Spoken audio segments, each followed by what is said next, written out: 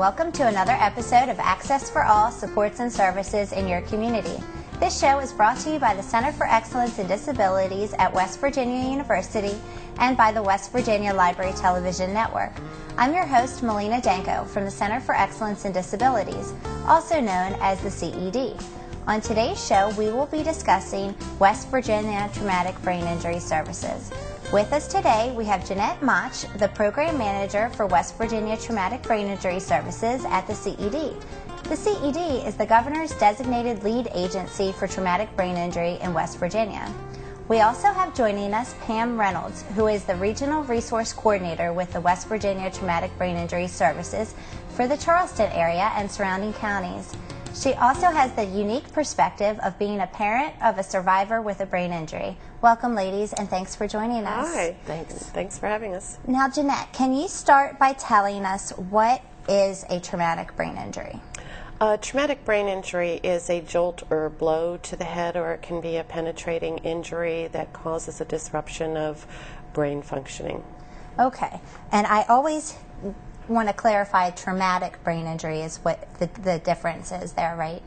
That's the traumatic brain injury. There is another category of brain injury, of acquired brain injury, and that would be things like stroke, or a lack of oxygen, or things like that. That's not a service that we provide. That's not a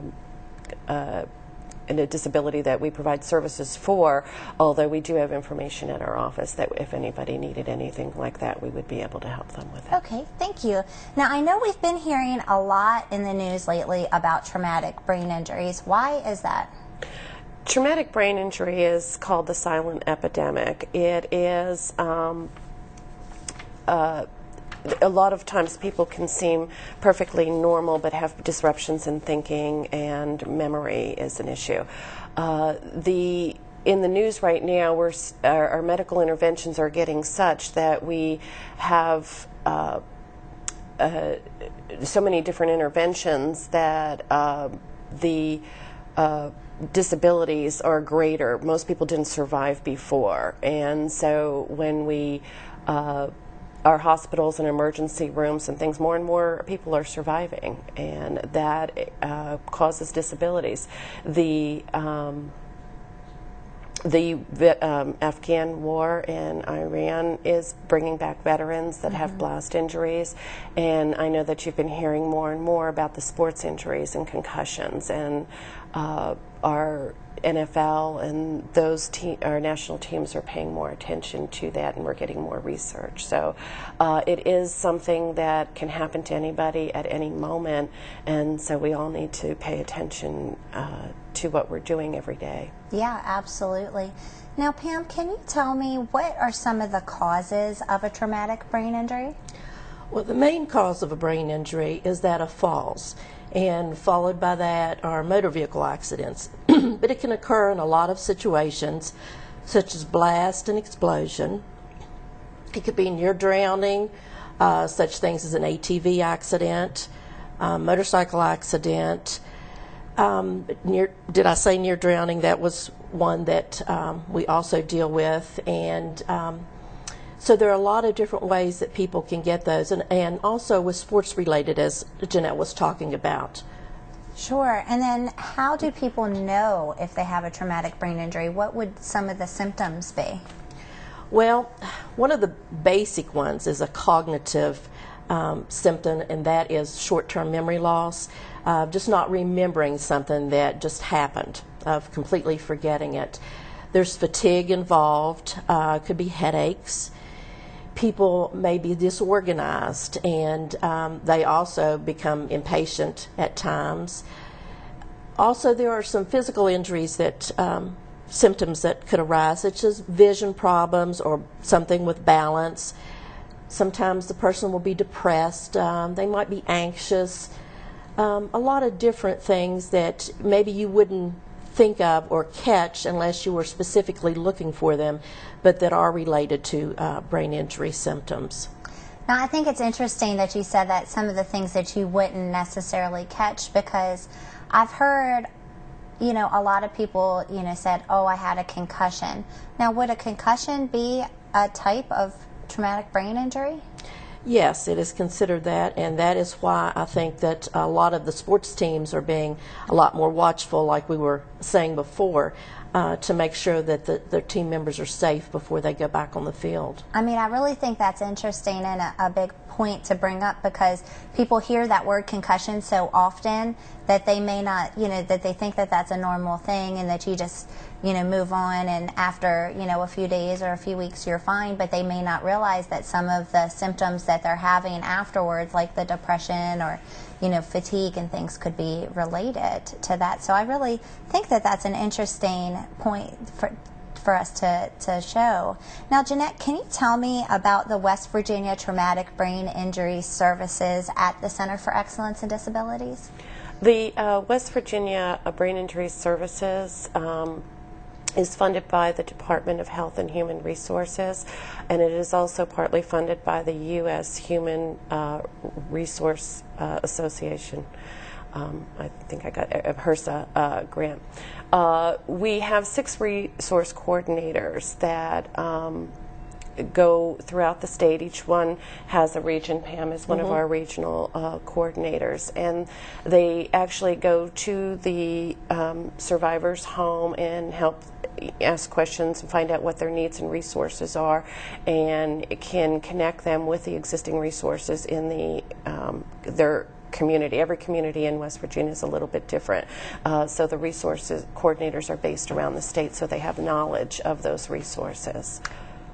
We also do provide, we try to do outreach at community events, and we also do provide training for anybody, individuals, families, service providers. We've done training at the Veterans Association in both Martinsburg and Clarksburg. So anybody who is interested in any kind of training that is related to traumatic brain injury, we will be glad to assist with. Now, is there a traumatic brain injury program like this in every state? No, there is not. Resource coordination is one model that we've used in West Virginia. And part of it, I think, is the rural area. It's very hard for people to access services in West Virginia. And so the fact that our resource coordinators will go out in the home or into the community to make it easier for them to access services is I wouldn't say unique to West Virginia, but it's not in every state. And I think that that's interesting when you said that they go out to help find services, because we all know that services are, few and far between sometimes, and especially in different areas. Can you give us some examples of what some resources would be that people would be able to get matched up with? Each brain injury is very different. So as we stated before, some have cognitive difficulties, some have thinking, memory problems, some will have physical difficulties and muscle contractures. So someone might be in a wheelchair, someone might be being able to walk around. So, they're the things that when people get out of the hospital, you become worried about the things that you and I would be worried about. Can I go back to work? How can I work if they hadn't been employed before? How can they socialize? Where can I live? And so those are some of the questions that the resource coordinators help the families try to answer, because not everybody who has a traumatic brain injury is able to go directly back home. So, for instance, you might have someone who you connect with the Department of Rehabilitation Services. There may be unique needs there with the accommodations that somebody would need with memory loss or things like that, so they might need a job coach, so that might be another resource. There might be some transportation issues into getting to work, so that would be another resource that the resource coordinator would be able to help connect with. And then maybe even just a neighbor or a church that might, wake them up in the morning to get there. So it's all very different resources that they might need. I think that that's good, and it gives people an idea of what some of the things are, that they could be linked up with. And then something that you mentioned before is, or I mentioned in the intro, is that the Center for Excellence in Disabilities is the lead agency for traumatic brain injury services. Can you tell us what that means? With our federal program, West Virginia does receive a TBI infrastructure grant to increase the sustainability of services in West Virginia. So that is some help that the federal government is giving West Virginia in trying to establish a system of services. And again, not every state has that. So what we do is we work with different committees within the state, our Department of Health and Human Resources, the Department of Rehabilitation Services, Public Health, some of our policy makers and legislators to try to educate them on brain injury and the specifics that and the need that's out there for community services. And I understand one of the big ways that you guys do that is through trainings. Can you tell us about what some of the trainings are that you offer?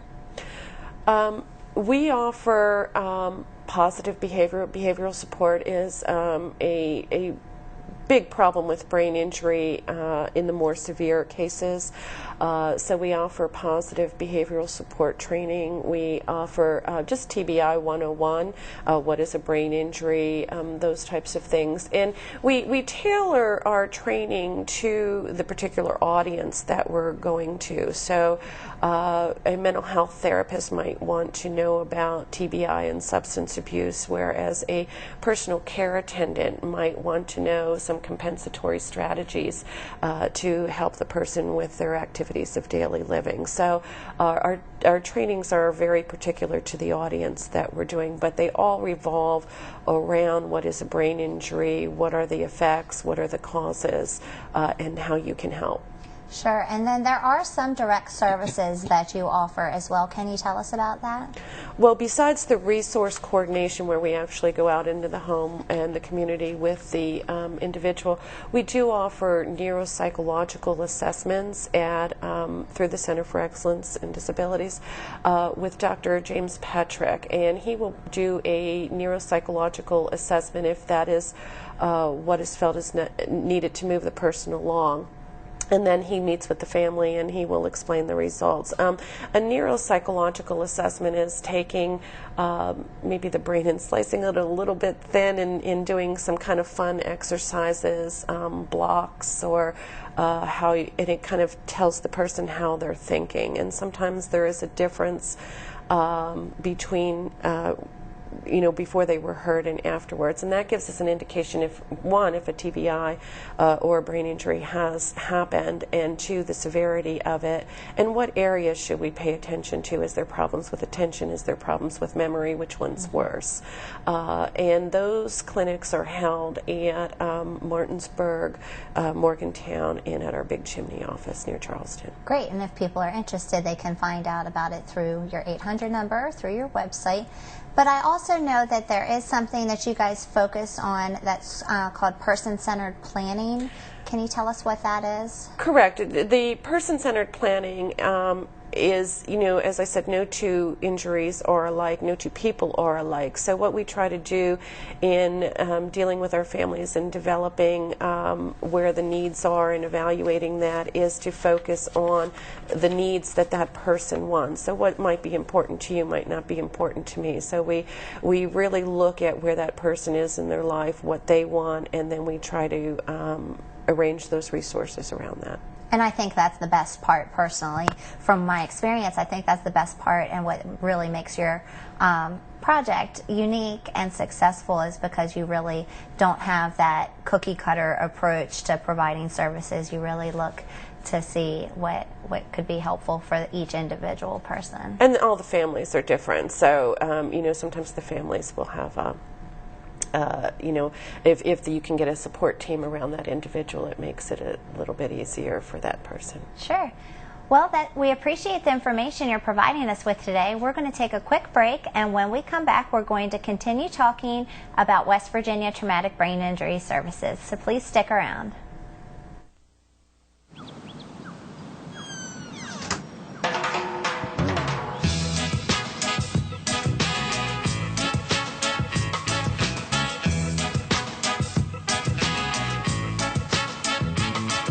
Hands can do incredible things. Now they can even help save a life with hands-only CPR. If you see an adult suddenly collapse, just call 911 Then push hard and fast in the center of the chest until help arrives. Learn more at handsonlycpr.org.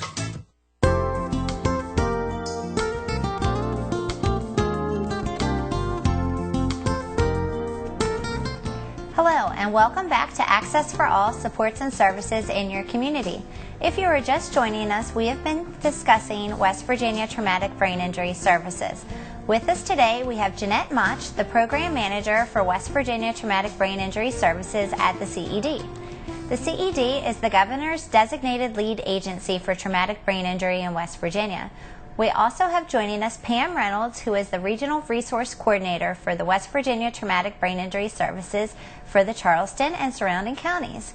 She also has the unique perspective of being a parent of a survivor with a brain injury. Welcome back, ladies. Thanks for coming. Thanks. Now, Pam, I understand that your family has been affected by a traumatic brain injury. Can you tell us about that? Yes, my daughter was in a car accident when she was 15 years old. She was a passenger in a car that someone else was driving. She turned 16 in a coma, and that was back in May of 2001. So this coming May will be our 10th year anniversary at A Second Chance in Life, and we celebrate that every year because it's a special day for us.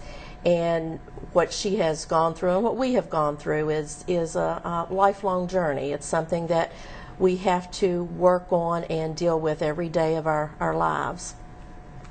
And so can you tell us, how does a brain injury affect a family? Well, first of all, it's important to know that a brain injury doesn't affect just the survivor. It affects the family and everybody that person knows. Like we said, no two brain injuries are alike, so you know it affects differently for different families. And for instance, it affects friends, acquaintances, co-workers, and sometimes people's personality changes. So therefore, old friends may not know how to take the new survivor, may not be able to understand or deal with this new personality that has arisen. And so they kind of just ignore them, and they lose friends. Yeah, and I'm sure that that can have its own effect on the survivor, but can you tell us what some of the other effects are for the survivor? Well, the survivor, first of all, with this loss of friendship, they feel very lonely and they feel left out of, you know, this circle that they used to be in. They sometimes become depressed, and they just, there's a low self-esteem issue going on, and sometimes they're anxious about things, and there may be behavior problems that arise from this. But it's hard to hold down a job, and all of these things affect, you know, what's going on at home and with the survivor and with the caregiver. It's just a multitude of things happening at the same time. And how does a family handle that?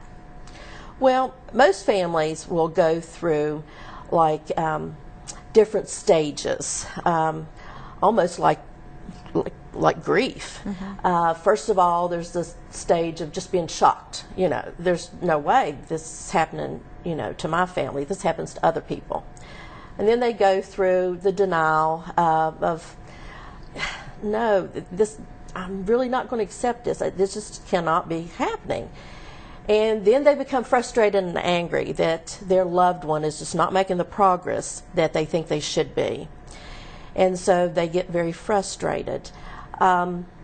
After a while, they come to, and this may take months or years, they come to the acceptance of the situation.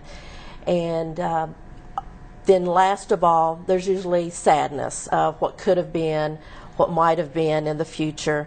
And families don't necessarily go through that in any type of order. They can jump around with that. They may go back and forth. But the sadness seems to crop up, you know, quite a bit, because like we said, this is a lifelong journey, and this is something that happens daily, so they continue to think about and go through these stages.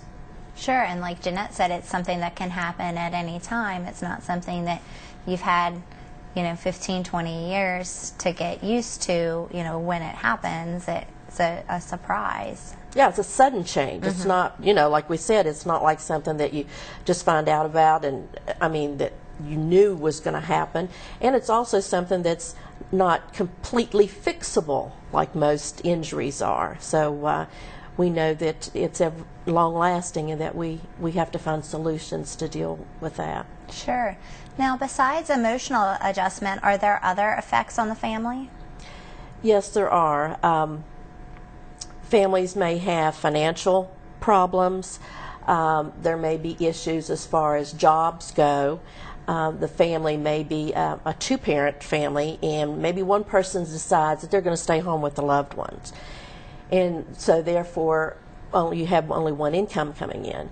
Well, a single family, like my daughter and I, single-parent family, I didn't have that option. So, there's less money coming in, and maybe cut hours, and maybe prolonging when retirement will happen, those sorts of things. But along with the financial and the emotional, could be behavior issues. There could be social issues of just not being able to go out and be with friends like you used to be. And there's also an issue with older caregivers. They're always concerned about, well, what's going to happen when I'm gone? Who's going to be there for my loved one? And how will they make it monetarily? Will they have enough money for everything they need to have the best quality of life? And so you've always got that going on in the back of your mind. Yeah, sure. Now, what can a family, friend, or caregiver do to help the survivor and themselves with this journey? Is there something that you could give?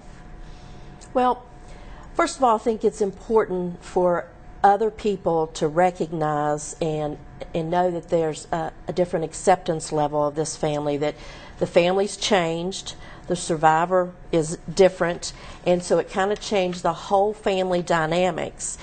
And if they can be there as a support system and realize that being patient and understanding with that family, or being there to help them, maybe they come over and ask for your grocery list and go get your groceries for the evening, or maybe they give you a break and so that you can get out of the house, but something that would just be beneficial for the caregiver to have a break, and the survivor too, a little respite per se.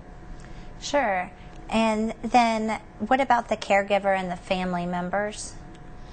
Well, a lot of times the caregiver feels very overwhelmed, like there's just so much on their plate, they don't know where to turn next.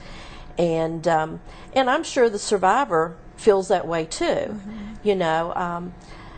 It's just that there's so much going on, it's changing, it's not the way it used to be, and that's a hard thing in itself for survivors to deal with, because change is hard for them. They want things to be the way they were, or they want them to be a certain way, and if it's not that way, they get upset.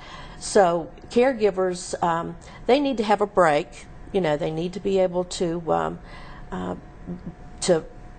get rid of some stress so that they can deal on a daily basis with their loved ones. Sure, and I think that you mentioned a point that is an important one, is that for friends and family to realize that there is, a change, because I think a lot of times with traumatic brain injuries, it's not something that's visible, that you can see from the outside, and so people look at the individual and they see that they look exactly the same as they used to, so everything's just fine.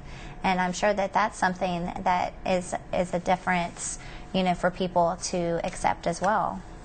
It is, and sometimes family and friends, especially people who don't have children, will say, well, you just need to discipline them more, you just need to do this or that, and it's not that simple, because you can't change the way the survivor is per se. You can help them with compensatory strategies and things to make their life easier, but you can't change who they are. Just like, we can't change the color of our eyes or whatever. It is what it is, and you work with what you have and you find solutions to help make everybody's life as easy as possible, so that there's a quality of life going on for both the caregiver and the family member. Sure. And then what will else help?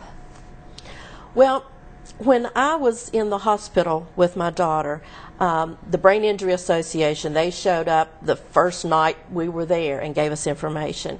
And then before we left, CAMC, the trauma unit, they gave us a lot of information to take back and read. But whenever I got home, I got on the internet, I found everything I could possibly find about brain injury to read, because I knew the more I knew, the better it would be for both of us and how to deal with our situation. So I also went to support groups. They had one at that time at the hospital, and the Brain Injury Association had one, and we have support groups all over the state that people can go to be there around people who may have the same issues, or just somebody that knows what you're dealing with to be able to talk to. Because no matter how close you are to family and friends, unless you have experienced this on a personal basis, you really don't understand. And if it wasn't for my mom and dad, I don't know where my daughter and I would be, because they have been very supportive. They've been there for us through thick and thin, everything that we've needed. They've been helpful, and I just think it's important that you reach out and find these resources and have the support that's needed.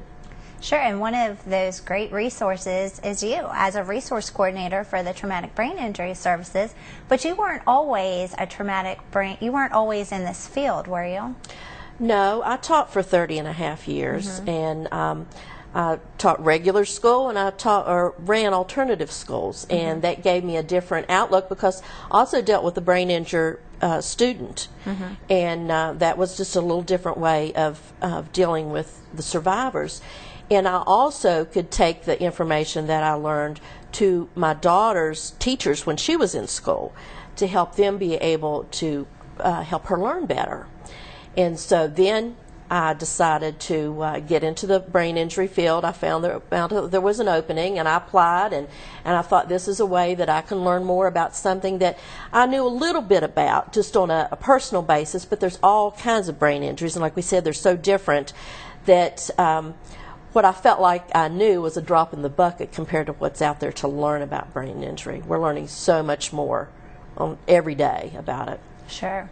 Now, Jeanette, we just have, a minute left, and I was wondering if there's one thing or a few things that you want people to take from the show today to know about traumatic brain injuries and traumatic brain injury services in West Virginia. What would that be? I think that we've talked a lot about the challenges and the effects of brain injury and how it can happen at any moment to anyone, and I would just encourage that if it happens to your family or to yourself, that you reach out and ask for those helps, because there are a lot of positive outcomes that can occur when you have the resources, when you have those connections that we've talked about. There can be a very bright future. Sure, and I think that's a great place for us to end the show today. That'll bring us to a close of the show today. Jeanette and Pam, thank you for your time, and thank you for joining us. Tune in next time as we look at more programs. This has been Access for All, Supports and Services in Your Community. I'm Melina Danko from the Center for Excellence in Disabilities. Take care, and we'll see you next time.